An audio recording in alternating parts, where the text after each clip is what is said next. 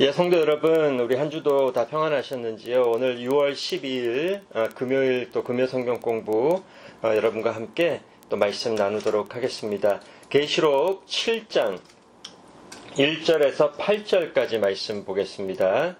우리 지난 시간에 이어서 한 번 더 계시록 7장 1절에서 8절 말씀을 다시 또 살펴보도록 하겠습니다. 예, 찾으셨어요? 계시록 7장 1절에서 8절까지 주시는 우리 하나님 말씀입니다. 2일 후에 내가 네 천사가 땅 네 모퉁이에 선 것을 보니 땅의 사방의 바람을 붙잡아 바람으로 하여금 땅에나 바다에나 각종 나무에 불지 못하게 하더라. 또 봄에 다른 천사가 살아계신 하나님의 인을 가지고 해 돋는 데로부터 올라와서 땅과 바다를 해롭게 할 권세를 받은 네 천사를 향하여 큰 소리로 외쳐 이르되 우리가 우리 하나님의 종들의 이마에 인치기까지 땅이나 바다나 나무들을 해하지 말라 하더라. 내가 인침을 받은 자의 수를 들으니 이스라엘 자손의 각 지파 중에서 인침을 받은 자들이 14만 4천이니 유다 지파 중에 인침을 받은 자가 1만 2천이요 르우벤 지파 중에 1만 2천이요 갓 지파 중에 1만 2천이요 아셀 지파 중에 1만 2천이요 납달리 지파 중에 1만 2천이요 므낫세 지파 중에 1만 2천이요 시므온 지파 중에 1만 2천이요 레위 지파 중에 1만 2천이요 이사갈 지파 중에 1만 2천이요 스불론 지파 중에 1만 2천이요 요셉 지파 중에 1만 2천이요 베냐민 지파 중에 인침을 받은 자가 1만 2천이라. 아멘. 예, 함께 기도하겠습니다. 하나님 아버지 감사를 드립니다. 우리 하나님 백성들이 이 땅에서 살아가는 동안 많은 환난과 시련을 만날지라도 이 모든 과정을 통해 우리 하나님께서 은혜를 내려주시고 모든 것을 합력하여 선을 이루시어 우리의 믿음을 정금같이 하여 주심에 감사를 드립니다. 그리고 성령님께서 말씀으로 역사하여 주셔서 더욱 예수님 닮은 형상으로 성화해 가 주심에 감사를 드립니다. 말씀으로 모든 것을 시작하시고 완성하시는 하나님 아버지, 이제도 말씀으로 역사하여 주시고 오늘도 하나님 말씀 들을 때에 능력의 말씀으로 우리의 생명이 새롭게 되는 귀한 은혜를 내려주시옵소서. 이 시간을 성령님께 맡겨오며 예수님 이름으로 기도드렸습니다. 아멘. 우리가 지난 시간부터 예수님께서 6째 인을 떼신 이후의 내용을 살펴보고 있습니다. 우리가 6장에서 6째 인을 떼시는 내용이 나와요. 그런데 계속해서 7장에 그 말씀이 이어지고 있습니다. 예수님이 6째 인을 떼시자 이 땅에 심판과도 같은 정말 큰 재앙이 내리게 됩니다. 이 모습은 예수님 다시 오시는 날 퍼부어질 마지막 심판의 현실을 가리키는 말세의 재앙이 교회 시대에 나타나는 것이라 말씀을 드렸고요. 이를 통해서 예수님께서 계속해서 심판과 구원 사역을 이뤄가고 계시고 예수님 재림 때에 이루실 최후 심판과 구원의 현실을 미리 가르쳐 증거하게 하시는 것이라고 말씀을 드렸습니다. 그런데 이 6째 인이 떼어지고 난 후에 무시무시한 하나님의 진노의 심판이 임하자 세상에서 힘있고 부요한 자들까지도 다 두려워 숨고요. 어린 양의 진노에서 자신을 가려달라고 부르짖는 모습을 보았습니다. 그래서 6장 마지막 17절이 어떻게 끝을 맺었죠? 그들의 즉 죄인들의 진노의 큰 날이 이르렀으니 누가 능히 서리요? For the great day of their wrath has come, and who is able to stand? 이제 이 마지막 질문에 대한 답이 7장에서 보여진다고 우리가 말씀을 드렸습니다. 죄인들 중에 그 어느 누구도 하나님과 어린 양 예수 그리스도의 진노의 심판 앞에 설 자들이 없는데 오직 은혜로 그 진노의 심판의 날에 담대히 설 자들이 있음을 알려주세요. 그들이 누구인가요? 바로 예수님을 믿고 구원받은 우리 성도들입니다. 이들은 이미 예수님이 십자가에 못 박혀 죽으실 때에 예수님과 함께 죽고 함께 심판을 받은 자들이죠. 그래서 이들에게는 다시 심판이 없습니다. 오히려 마지막 진노의 심판의 날이 우리 믿는 성도들에게는 마지막 구원의 날이 될 것이죠. 따라서 이제 7장을 가면 예수님께서 세상을 심판하실 때에 택함을 받고 구원받은 성도들에게는 어떤 일이 일어날 것인지, 어떻게 그들은 하나님과 어린 양의 진노의 심판에서 건져질 것인지에 대해서 이제 알려주시는 말씀이에요.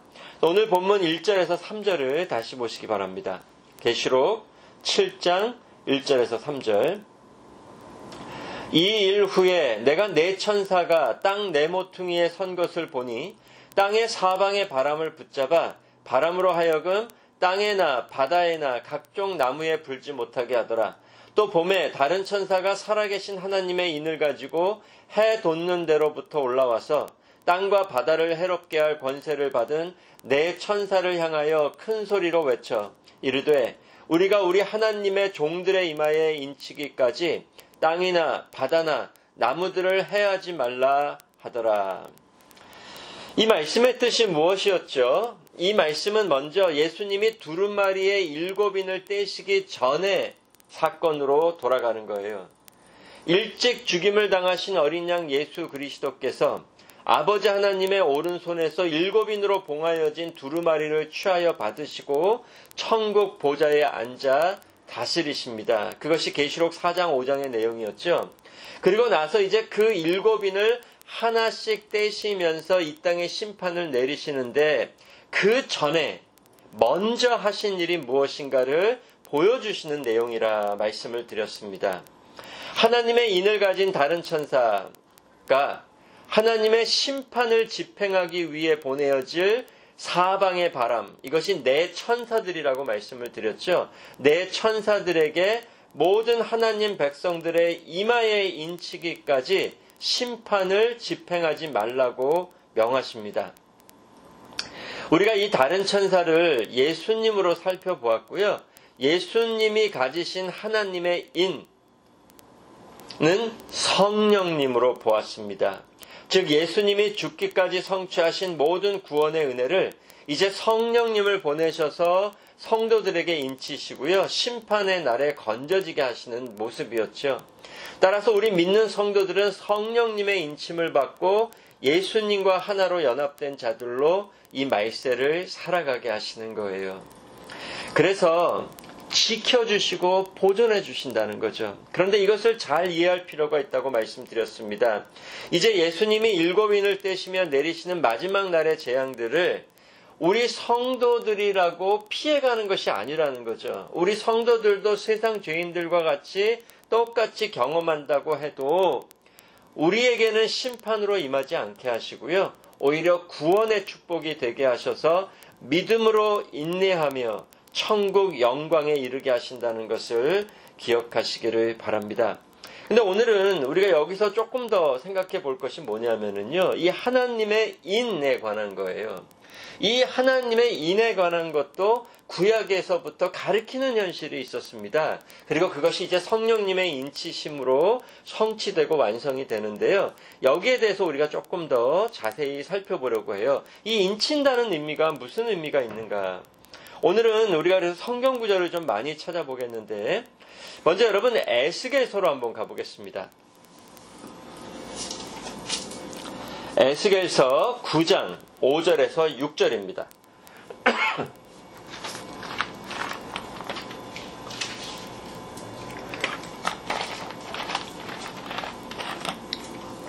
에스겔서 9장 5절에서 6절. 찾으셨어요? 그럼 제가 읽겠습니다.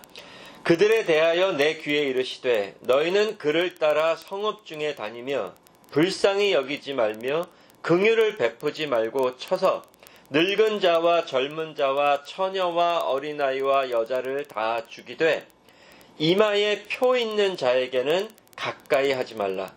내 성소에서 시작할지니라 하시매 그들이 성전 앞에 있는 늙은 자들로부터 시작하더라. 에스겔서에서 지금 장차 하나님의 심판의 날이 임할 것을 이제 가리키며 주시는 말씀이에요. 그래서 모든 죄인들에게 그 진멸의 심판이 임하는 거죠. 남녀노소를 불문하고 다 죽임을 당하고 심판을 받게 되는데 오직 이마에 표 있는 자에게는 가까이 하지 말라고 명하십니다. 즉 하나님께서 이마에 인친 자들을 따로 구별하셔서 하나님의 심판이 내리지 못하도록 지키고 보호하시는 모습이에요. 그래서 마지막 날에 하나님 심판의 날에 이런 현실이 있을 거라는 거죠. 하나님의 인치신 자들은 그 심판에서 건져주시는 모습이 나옵니다. 우리가 출애굽 구원 때에도 이런 모습을 볼 수가 있어요. 출애굽 구원 때 출애굽기 12장 23절에 제가 읽겠습니다. 여호와께서 애굽 사람들에게 재앙을 내리려고 지나가실 때에 문 인방과 좌우 문설주의 피를 보시면 여호와께서 그 문을 넘으시고 멸하는 자에게 너희 집에 들어가서 너희를 치지 못하게 하실 것임이니라. 여러분 이 사건 잘 아시죠? 애굽 땅의 마지막 장자의 죽음의 심판이 임할 때에 하나님 백성들의 집에는 유월절 어린 양의 피를 발라 표하게 하셨죠. 즉 그 피로써 인친 집은, 쓰여를 해주신 집은 하나님의 심판이 내리지 못하도록 지키고 보호해 주셨습니다. 애굽 땅의 모든 가정이 다 심판을 받는데 이 피로 인친 집은 심판에서 보존해 주신 것을 보게 되죠. 다 같은 현실들입니다. 구약에서도 이렇게 인침으로 구원을 받게 되는 현실이 있다는 거죠. 심판의 날에. 마찬가지로 성령님이 예수님의 피로 인친 자들이 있다는 거예요. 그들은 심판의 날에 건져주고 또 마지막 천국 구원까지 이르게 하신다는 거죠. 계시록 9장에도 같은 말씀이 나옵니다. 계시록 9장 4절에 제가 읽겠습니다. 그들에게 이르시되 땅의 풀이나 푸른 것이나 각종 수목은 해하지 말고 오직 이마에 하나님의 인침을 받지 아니한 사람들만 해하라 하시더라. 하나님의 심판이 집행될 때에 그 이마에 인침을 받지 않은 자들만 심판하시고요.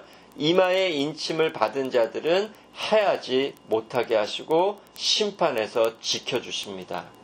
오늘 본문과 같은 말씀이 계속해서 나오는 거예요. 그런데 여기서 우리가 한 가지 좀 생각해 볼 필요가 있습니다. 그 이마에 인치심을 받고 이마에 표를 받는 현실이 있다는 거죠. 그러면 여기에 반하는 인침과 표를 받는 현실도 함께 있다는 거예요. 하나님 백성들의 이마에 인침을 하시고 표를 받게 하셔서 구원에 이르게 하는 사람들이 있다면 그에 반하는 반대되는 인침과 표를 받는 현실이 있는데 사단이 이 하나님의 인치심을 흉내내어서 자기 백성들에게 표를 주고 자기 백성으로 살아가게 하는 모습이 있습니다. 우리가 계속해서 계시록을 보면 이 내용이 나와요. 계시록 13장 16절에서 18절. 계시록 13장 16절에서 18절 말씀입니다. 제가 읽겠습니다. 그가 모든 자, 곧 작은 자나 큰 자나 부자나 가난한 자나 자유인이나 종들에게 그 오른손에나 이마에 표를 받게 하고 누구든지 이 표를 가진 자 외에는 매매를 못하게 하니 이 표는 곧 짐승의 이름이나 그 이름의 수라. 지혜가 여기 있으니 총명한 자는 그 짐승의 수를 세어보라. 그것은 사람의 수니 그의 수는 666이니라. 이 구절 우리가 너무 잘 알고 있죠. 앞으로 이 구절은 자세히 또 살펴볼 시간이 오겠지만 여기서 666의 표가 나와요. 짐승의 표. 이 666은 상징적인 숫자입니다. 우리가 예전에도 말씀드린 적이 있는데요. 하나님께서 창조의 6일째에 사람을 만물의 왕으로 지으셨는데 이호는 7일째에는 더 큰 왕이신 하나님을 예배하며 안식일에 살아가게 하셨죠. 그런데 사람이 7일째로 가지 않고 6일째에 머물러 스스로 하나님의 자리에 앉아서 왕이 되어 살아가는 그 철저한 인본주의의 삶이 666의 삶이라고 할 수 있습니다. 그리고 그 우두머리에는 사단이 있고요. 따라서 666은 사단의 표라고도 말할 수 있는데, 이 사단이 하나님을 흉내내는 거죠. 세상 죄인들을 자기 이름으로 인치고요. 자기 백성으로 삼아서 하나님을 대적하며 살아가게 하는 거예요. 그렇다면 우리가 여기서 알 수 있는 것은 이렇게 인치는 현실들이 다 영적인 현실이라는 거죠. 우리 이마에도 하나님의 인치심이 있고 표를 주신 것도 영적인 현실이듯이 사단의 표로 인쳐지는 것도, 그 표를 받는 것도 영적인 현실이라는 것을 기억해야 돼요. 우리가 눈에 보이는 그런 현실이 아니죠. 얼마 전까지 베리칩 이런 것들이 많이 나왔는데 그것으로 풀어서는 안 된다는 거죠. 그 이어오는 14장에는 하나님 백성들을 인치시는 모습이 나와요. 그래서 오늘 본문에는 하나님의 인으로 인치신다는 말만 나오지만 이제 그 백성들을 인치시는 모습이 14장에는 조금 더 자세히 나옵니다. 14장 1절에 또 내가 보니 보라 어린 양이 시온산에 섰고 그와 함께 14만 4천이 서 있는데 그들의 이마에는 어린 양의 이름과 그 아버지의 이름을 쓴 것이 있도다. 하나님의 택한 백성들의 이마에 어린 양의 이름과 아버지의 이름이 쓰여져 있다고 하십니다. 그런데 이것도 다 영적인 현실이죠. 저와 여러분의 이마에 이름이 쓰여져 있는 게 눈에 보이는 현실이 아니잖아요. 그렇다면 거기에 나오는 숫자도 그러하다는 거죠. 그렇게 인침을 받은 하나님 백성들의 수가 14만 4천이라. 오늘 본문 7장 4절에도 인침을 받은 자들의 수가 이스라엘 자손의 각 지파 중에 14만 4천이라고 말씀하세요. 이것도 실제적인 수가 아니라는 거죠. 영적인 의미가 있고 상징적인 숫자라는 거예요. 그런데 오늘 본문에서는 그들이 이스라엘의 12지파라고 말씀하세요. 그런데 희한하게 그 14만 4천이 14장으로 가면 예수님을 믿고 구원받은 모든 성도들의 숫자로 나옵니다. 그래서 오늘 본문의 그 이스라엘의 12지파도 육체적인 이스라엘이 아니라는 거죠. 영적인 참 이스라엘을 가리켜 말씀하신다는 것입니다. 이것을 이제 우리가 계속 살펴볼 텐데, 이렇게 하나님의 인침을 받은 성도들이 다 지켜지고 건져져서 천국에 예수님과 함께 있습니다. 디모데후서 2장 19절 가보겠습니다. 디모데후서 2장 19절. 그러나 하나님의 견고한 터는 섰으니 인침이 있어 일렀으되 주께서 자기 백성을 아신다 하며 또 주의 이름을 부르는 자마다 불의에서 떠날지어다 하였느니라. 하나님의 인침을 받은 자들이 있는데 그 인치신 백성들을 다 아신다고 하세요. 하나님이 아시는 백성. 이 아신다는 뜻이 뭐였죠? 하나님의 관계를 맺은 하나님의 자녀들. 즉 만세전부터 하나님이 아시고 택하시고 예수님 안에서 관계를 맺은 그 자녀들의 수가 정해져 있다. 그런데 그 택함을 받은 하나님 백성들의 수를 14만 4천으로 알려주시는 거예요. 그래서 14만 4천은 전체 구원 역사에서 하나님 백성들을 대표하는 구약의 12지파와 신약의 12사도들, 거기에 1000을 곱한 숫자죠. 이를 다시 말하면 꽉 찬 하나님 백성들의 수, 즉 인침을 받은 모든 택한 하나님 백성들을 가리키는 숫자라는 것을 알 수가 있죠. 실제로 14만 4천 명만이 아니라는 거예요. 이들에게 어린 양의 이름, 하나님의 이름이 주어져 있고요. 거기에는 여러분과 저도 포함되어 있는 거예요. 우리도 14만 4천 중에 포함되어 있습니다. 계시록 22장에도 이와 같은 말씀이 나옵니다. 계시록 22장 3절에서 4절.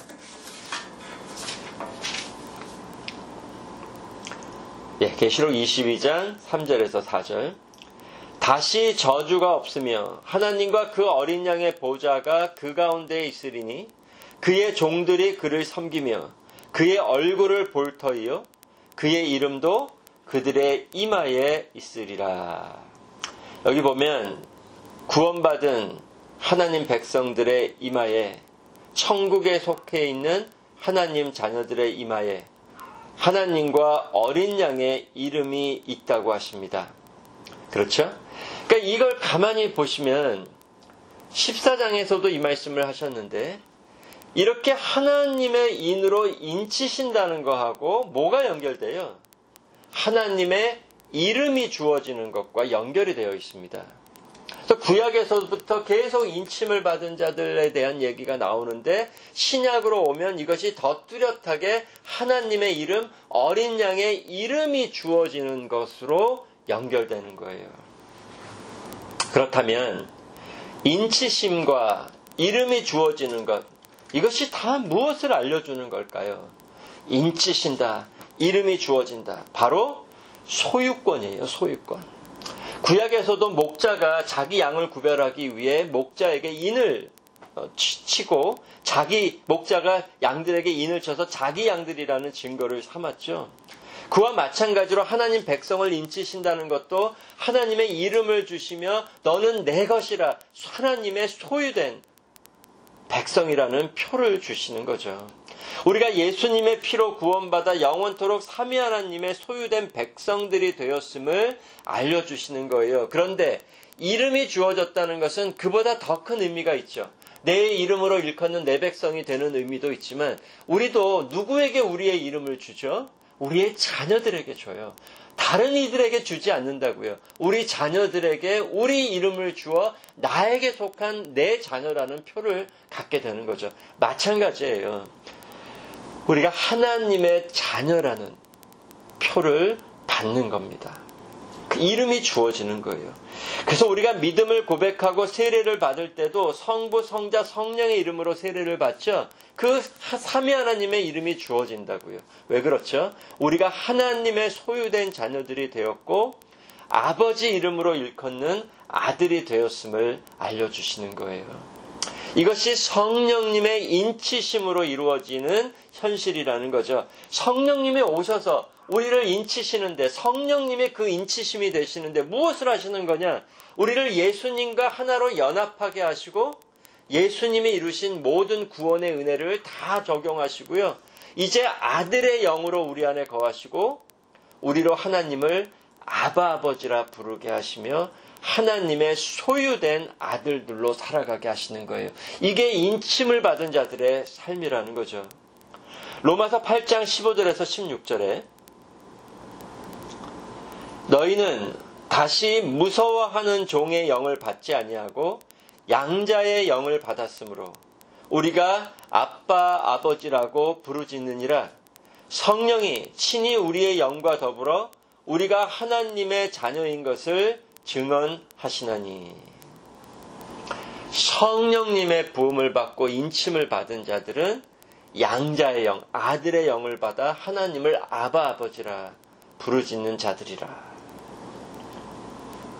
따라서 예수님 안에서 성령으로 인침을 받아 하나님과 아버지와 아들의 관계를 맺은 우리 성도들에게는 심판의 권세가 임할 수 없다는 거예요. 결국에 다 지켜지고 보호받아서 천국 영광에 이를 것을 알려주시는 겁니다. 세상의 어떤 재앙조차도 우리를 다시 심판으로 가게 하지는 않는다는 거죠. 천국 영광으로 우리를 인도하고 계심을 알려주시며 담대히 어떤 세상의 현실 속에서도 우리의 부르심을 따라 살아가게 하시는 겁니다. 담대하게 살아가라는 거죠. 그리고 한 가지만 더 살펴볼 텐데 이러한 인침의 현실을 또 어디서 보게 되냐면요. 구약에서도 하나님께서 그 이마에 자기 이름을 두시며 인친 자들이 있었어요. 어떤 자들이었죠? 실제로 그 인침, 그 이마에 이름을 쓴 것은 눈에 보였어요. 어떤 현실이었죠? 바로 구약의 제사장들이 성전에서 하나님을 섬기고 대제사장은 하나님의 보좌가 있는 지성소까지 나아가 하나님을 섬기게 하셨는데 그때 그들이 나아갈 때 이마에 여호와 하나님의 이름이 새겨진 여호와께 성결이라는 패를 두르고 또 제사장 예복을 입고 나아가게 하셨습니다. 이마에 하나님의 이름이 새겨진 그 패를 두르고 나아가게 하셨어요. 그렇지 않으면 죽음이었고요. 하나님의 심판을 받아야 했습니다. 그런데 이제는 우리가 예수님 안에서 천국 제사장들로 부르심을 받았습니다. 그리고 성령님께서 우리를 인치셔서 우리 이마에도 하나님과 어린 양 예수 그리스도 이름을 쓴 패를 주셨고요. 이제 우리가 하나님 보좌 앞에까지 담대히 나아가서 하나님을 섬길 수 있게 하셨죠. 그렇지 않으면 그 누구도 하나님 보좌 앞에 나아갈 수가 없고요.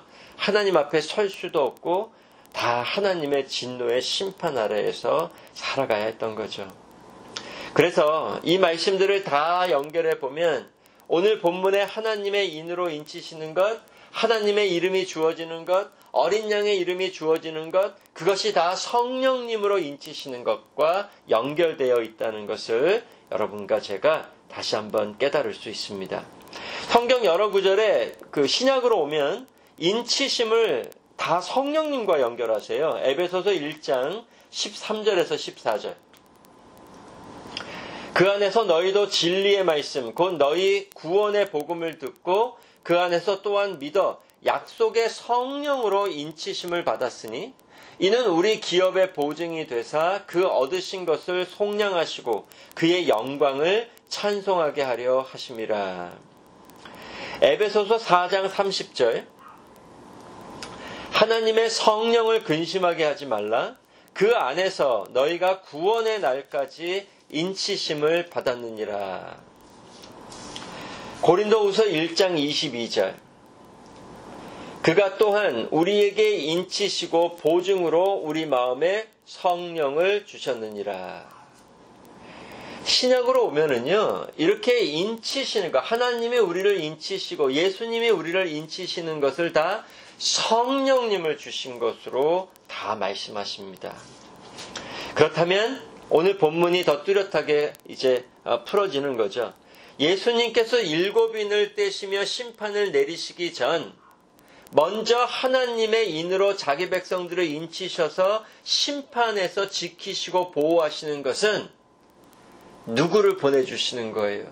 바로 성령님을 보내주시는 사건이라는 거죠. 이것이 구원 역사적으로 오순절 사건과 연결이 되는 거예요. 예수님이 피 흘려 죽기까지 모든 구원을 성취하신 후에 부활 승천하시고 천국 보좌에 앉으신 후에 가장 먼저 무엇을 하셨느냐? 말세의 심판을 내리시기 전에 성령님을 보내셔서 자기 백성들을 인치시고 하나님의 소유된 자녀들이 되게 하시는 사건입니다. 이 사건이 이제 여러분과 저의 삶에서도 일어났다는 거죠. 그렇다면 우리가 성령님의 인치심을 받은 증거가 무엇인가요? 저와 여러분은 성령님의 인치심을 받았나요? 받았죠. 우리의 이마에 하나님과 어린 양의 이름이 쓰여져 있나요? 쓰여져 있습니다. 하나님이 너는 내 것이라, 나의 영원한 소유라, 내 손에서, 아버지 손에서, 예수님 손에서 우리를 빼앗아갈 자가 없고 마지막 날에 다 다시 살리실 것이라. 거기에 우리가 들어가 있나요? 그 증거가 무엇인가요? 누구든지 성령이 아니고서는 예수를 주라 시인할 수 없다. 즉 복음을 듣고 회개하며 예수님을 믿어 신앙을 고백하고 삼위 하나님의 이름으로 세례를 받는 것. 이것이 성령님의 인치심을 받은 증거로 우리에게 주신 것입니다. 복음을 듣고 회개와 믿음으로 예수님을 붙들고 올바른 신앙 고백을 하고 삼위 하나님의 이름으로 세례를 받음으로 우리가 하나님의 인치심, 성령님의 인치심, 하나님의 소유된 자녀가 되었음을 증거하게 하신 거예요. 그러면 누구에 관한 얘기예요? 다 저와 여러분에 관한 사건이 이루어졌다는 거죠.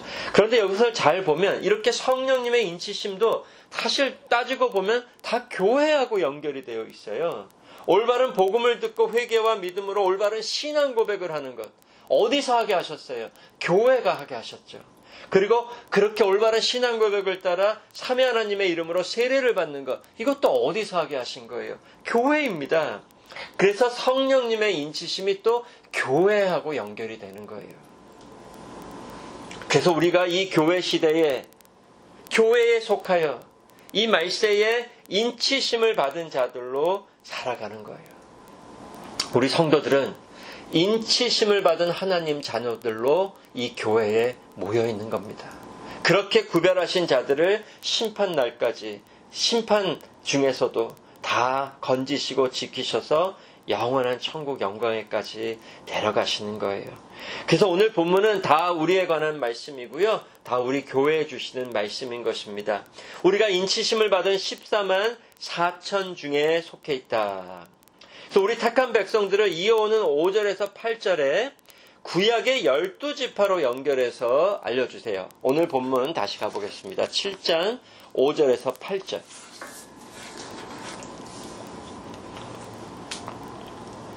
유다 지파 중에 인침을 받은 자가 1만 2천이요. 르우벤 지파 중에 1만 2천이요. 갓 지파 중에 1만 2천이요.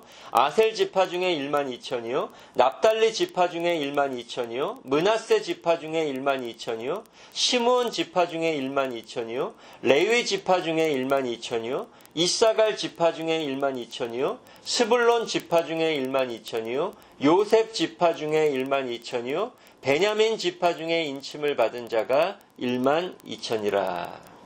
자, 지금 이렇게 인침을 받은 이스라엘의 12지파라. 인침을 받은 하나님 백성들을 12지파로 알려주시고 이들이 14만 4천이라. 그런데 여러분, 지금 이 구절에서 말씀해 주시는 구약의 12지파들을 잘 한번 살펴보세요. 뭔가 좀 이상하지 않습니까? 어떤 지파들이 나오죠? 순서대로 보면 유다, 르우벤, 갓, 아셀, 납달리, 므낫세, 시므온, 레위, 이사갈, 스불론, 요셉, 베냐민 지파가 나와요. 그런데 정말 구약의 12지파들이라고 할 때에 여기에 빠져있는 지파가 있어요. 일단 어떤 지파가 빠져 있을까요? 예, 단 지파가 빠져 있습니다. 그리고 요셉의 아들들이 두 지파를 이루잖아요. 그 지파의 이름이 뭐죠? 므낫세와 에브라임. 그런데 오늘 본문에서는 므낫세 이름만 나오고 에브라임이 빠져 있어요. 그리고 대신에 누구 이름이 들어가 있어요? 요셉의 이름이 들어가 있습니다. 거기에다 예수님이 오신 유다 지파가 제일 처음에 보여집니다. 원래 장자는 르우벤이었는데, 그리고 따라오는 순서들도요, 형제들의 순서가 아니에요. 계통이 없어요. 그렇다면 왜 이렇게 구약의 12지파를 보여주시는 걸까요? 우리가 상세하게 알 수는 없지만 이 12지파가 의미하는 영적인 현실이 있다는 것에 더 중요성이 있다는 거죠. 더 중요한 것은 이들의 수가 14만 4천이고 모든 하나님의 택한 백성들을 상징적으로 가리키고 있다는 뜻입니다. 그래서 조금 전에도 보았지만 14장 1절로 가면 이스라엘의 12지파라고 하지 않고요. 14장으로 가면 어린 양 예수 그리스도와 함께 있는 모든 택한 백성들의 수를 14만 4천이라고 말씀하세요. 거기서는 더 이상 이스라엘의 12지파라고 안 하세요. 그리고 이어오는 14장 2절에서 5절로 가면 이들은 다, 이 14만 5천 명은 다 예수님의 피로 속량함을 받아 하나님 보좌 앞에서 새 노래로 찬송하며 하나님을 예배하는 자들이라. 그리고 자신을 순결하게 지키며 어린 양을 따라가는 자들이라고 하세요. 그것을 읽겠습니다. 계시록 14장 2절에서 5절. 내가 하늘에서 나는 소리를 들으니 많은 물소리와도 같고 큰 우레소리와도 같은데 내가 들은 소리는 검은 고 타는 자들이 그 검은 고를 타는 것 같더라. 그들이 보좌 앞과 내 생물과 장로들 앞에서 새 노래를 부르니 땅에서 속량함을 받은 14만 4천 밖에는 능히 이 노래를 배울 자가 없더라. 이 사람들은 여자와 더불어 더럽히지 아니하고 순결한 자라. 어린 양이 어디로 가든지 따라가는 자며 사람 가운데에서 속량함을 받아 처음 익은 열매로 하나님과 어린 양에게 속한 자들이니 그 입에 거짓말이 없고 흠이 없는 자들이더라. 여기서는 이스라엘의 12지파를 영적인 이스라엘로 알려주시는 거예요. 하나님의 인치심을 받은 14만 4천, 그들은 예수님의 피로 속량함을 받은 자들. 그들만 새 노래를 배워 부를 수 있다. 근데 새 노래를 부르는 자들이 어떤 자들이에요? 여기서는 14만 4천만이 새 노래를 배워서 부를 수 있다. 그런데 계시록 5장, 우리가 배웠던 5장 9절에서 10절로 가면 이렇게 나와요. 그들이 새 노래를 불러 이르되 새 노래를 배워서 부르는 자들이 나옵니다. 그것이 14장에서는 14만 4천이라. 오늘 본문에서는 이스라엘의 12지파라고 하셨죠. 그런데 5장으로 가면 이렇게 나와요. 그들이 새 노래를 불러 이르되 두루마리를 가지시고 그 임봉을 떼기에 합당하시도다. 일찍이 죽임을 당하사 각 족속과 방언과 백성과 나라 가운데서 사람들을 피로 사서 하나님께 드리시고 그들로 우리 하나님 앞에서 나라와 제사장들을 삼으셨으니 그들이 땅에서 왕노릇 하리로다. 어떤 자들이에요? 예수님이 모든 족속과 방언과 백성과 나라 가운데서 자기 피로 사서 하나님 앞에서 나라와 제사장을 삼으신 자들, 이들이 새 노래를 부르는 자들이고요.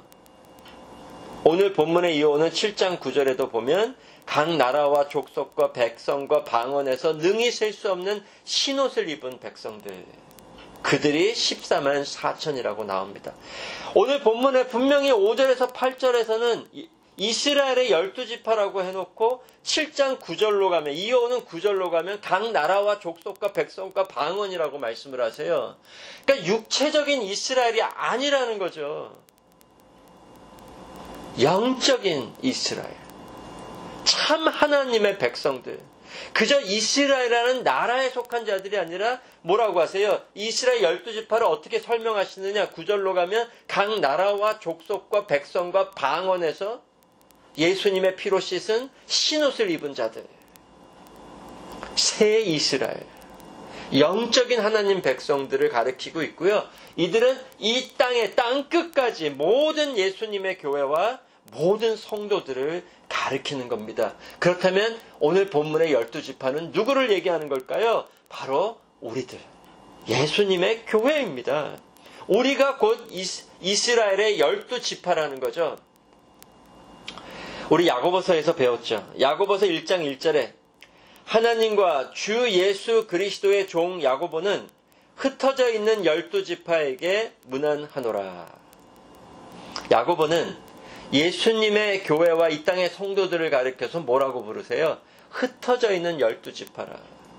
영적인 12지파로 얘기하신다는 거죠. 우리가 참 이스라엘이라는 뜻입니다.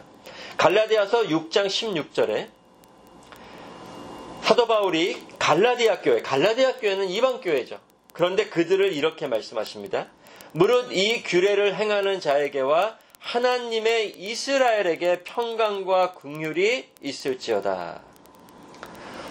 이 땅에 이방인들의 교회와 성도들을 가리켜 하나님의 이스라엘이라 말씀하신다는 거죠.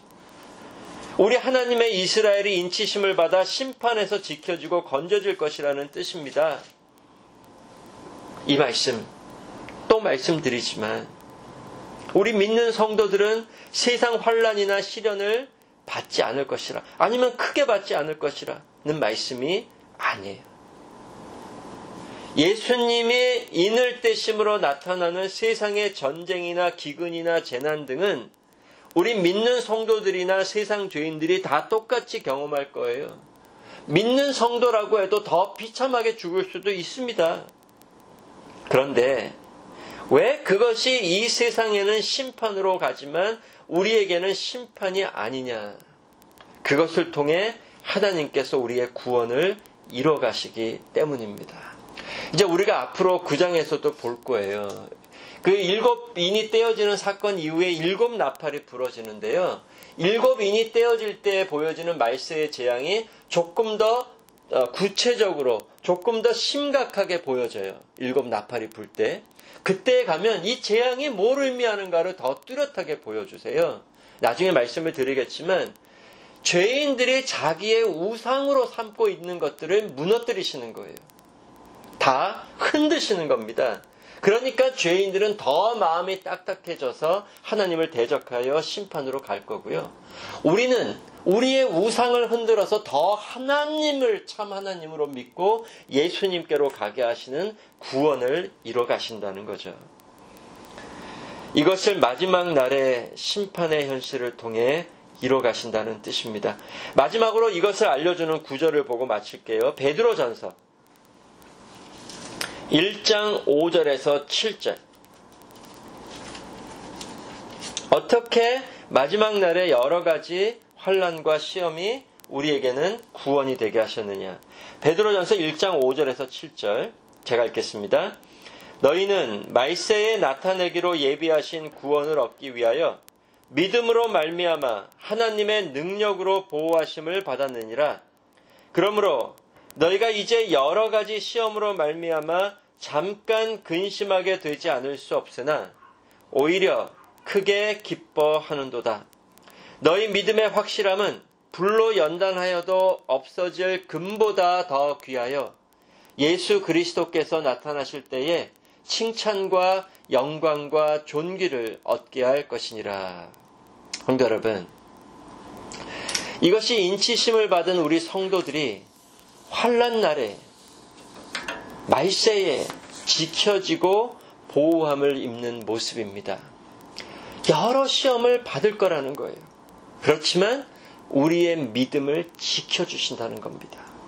우리의 믿음을 불과 같은 시련을 통해 정금같이 되게 하셔서 예수님 다시 오시는 날에 칭찬과 영광과 존귀를 얻게 하시는 것이라 말씀하십니다. 즉 어떤 일이 일어나든지 우리는 예수님 안에서 모든 것을 합력하여 선을 이뤄가신다는 뜻이에요. 다 축복이 되게 하신다는 거죠. 예수님의 피와 의의 공로 안에서 성령님이 우리를 끝까지 지키시고 천국 영광에 이르게 하신다는 뜻입니다. 그러므로 세상에서 어떤 현실을 만나든지 땅이 흔들리고 물이 넘치더라도 고난 중에 있다가 더 큰 고난을 또 만난다 할지라도 이미 우리를 인치셔서 지키시는 은혜를 따라 더욱 믿음으로 굳게 되어 새 노래로 하나님을 찬송하며 예수님을 따라 천국 영광으로 나아가라. 우리에게 말씀하십니다. 성도 여러분, 그래서 오늘 본문을 통해서 우리는 담대함을 갖게 되는 거예요. 이 세상, 고난, 아니 죽음이 우리 앞에 있다고 하더라도 담대하게 인침을 받은 자로 끝까지 우리 자신을 순결하게 지키며 예수님을 섬기고 하나님 예배하며 살아가시는 우리 모든 성도 여러분 되시기를 바랍니다. 기도하겠습니다. 하나님 아버지 감사합니다. 오늘도 눈에 보이지는 않지만 예수님이 무엇을 이루셨고 지금도 성령님을 통해 무엇을 이뤄가고 계시는지 저희로 다시 깨닫게 해주시니 감사를 드립니다. 하나님 아버지, 이렇게 예수님의 피로써 또 성령님의 인치심을 받아 모든 심판에서 건져진 우리 모든 성도들 더욱 담대함으로 어떤 환난과 시련을 만나든지 이겨나가게 해주시고 천국 영광에 이르는 날까지 불과 같은 시련 속에서도 우리 믿음을 정금같이 되게 해주시며 더욱 하나님을 예배하고 우리 부르심의 소명을 따라 살아가며 천국 영광까지 무사히 이르는 우리 모든 성도들이 되게 하여 주시옵소서. 더욱 담대히 이 세상을 이기며 살아가는 우리 성도들 되게 해주시기를 간절히 원하오며 예수님 이름으로 기도드렸습니다. 아멘.